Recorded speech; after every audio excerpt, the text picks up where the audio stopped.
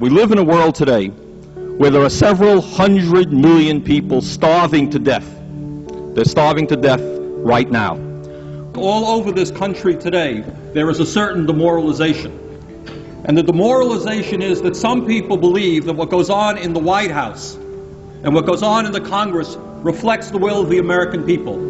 And by assembling here today as the Rainbow Coalition and its other groups from 46 states in America, what we are saying very loud and clear is that Ronald Reagan and his billionaire friends do not represent America, but we do. In some of the largest cities in America, 50% of the kids are not graduating high school. The cost of college education in this country is zooming up, so you have to be a wealthy person to send your kid to college. There was once a dream that my parents had and many people's parents had, that if you work hard and go to school, you can get a college education. But what people like this gentleman do not know is, for example, that in Scandinavia, in Sweden, you've had socialist governments for decades, that in fact that country is probably in most respects more democratic than the United States. They have 80 or 90% of the people voting. They have strong labor unions. They have a more open media. They have a healthcare system guaranteeing healthcare to all of the people. Not to say that that's utopia. But at a time when the wealthiest people of this country have seen a tremendous increase in their income, while at the same time the standard of living of working people and poor people has declined, I will be damned if I will vote for a proposal which will stick it to the middle class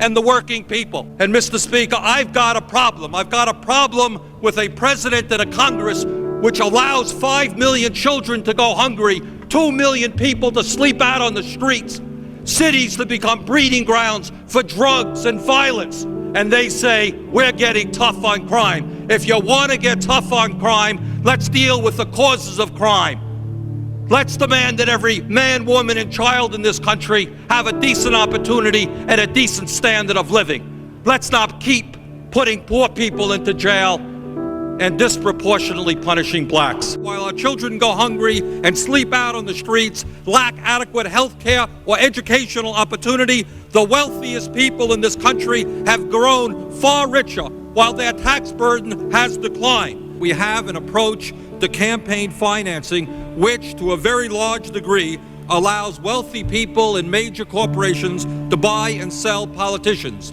The rich get richer, the poor get poorer, and ordinary Americans are shut out of the political system. The United States today is one of 2 nations in the industrialized world that does not have a national health care system. That has to do with campaign finance reform. The United States today, the chief executive officers are seeing their salaries soar, and the gap between the rich and the poor grows wider.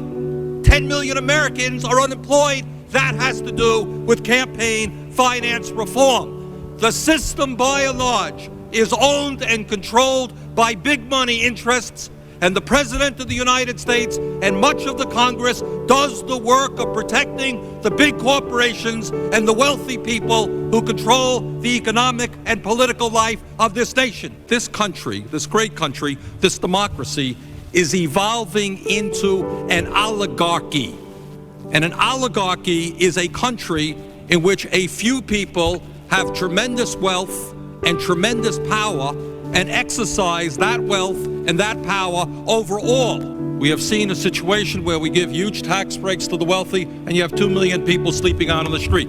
Billions of dollars into all kinds of obsolete weapon systems, and you have 5 million children who are hungry. Let us give hope to people in America today who have lost hope. Let us provide jobs for the jobless, housing for the homeless, food for the hungry. Workers in the United States today are working longer hours, significantly longer hours, taking less vacation time than they used to take. And is there any wonder why so many millions of Americans feel stressed out? They need to work longer hours, they need to work overtime in order to compensate for the real decline in their wages. Let's talk about welfare for the rich and the powerful.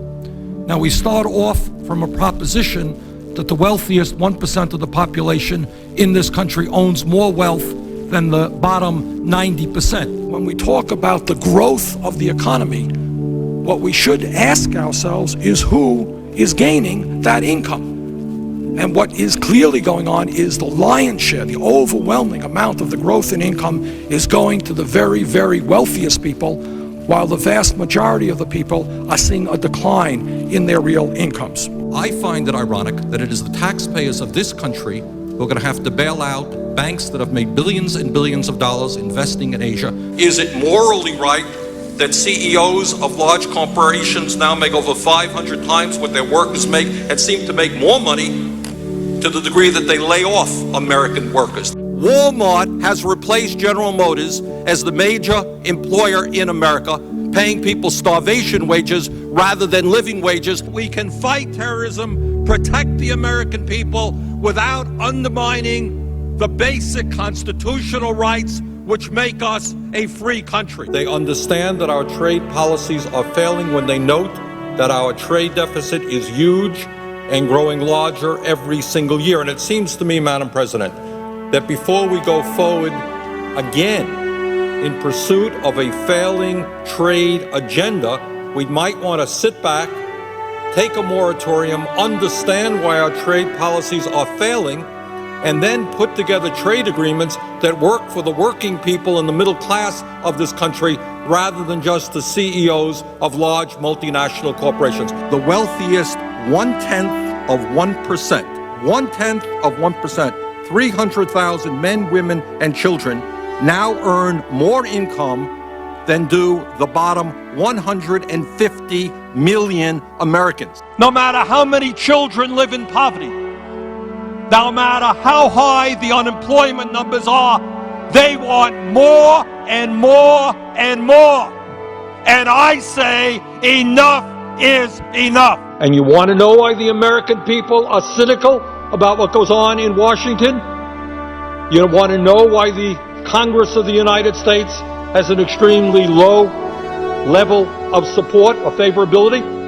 It is because the American people know they are getting ripped off. You got millions of people today who are working longer hours and their income is going down. Their wages are going down. This grotesque level of inequality is immoral, it is bad economics, it is unsustainable. This type of rigged economy is not what America is supposed to be about. This has got to change. And as your president, together, we are going to change it. When we stand together, there is nothing that we cannot accomplish. And I pledge to you that every day I will fight for the public interest, not the corporate interest. I will not abandon any segment of American society, whether you're gay or black or Latino, poor or working class, just because it is politically expedient at a given time. So let us go forward together and let us tell the Republicans that their reactionary agenda may work for the billionaires, but not for ordinary Americans, and we are going to defeat them. Thank you all very much.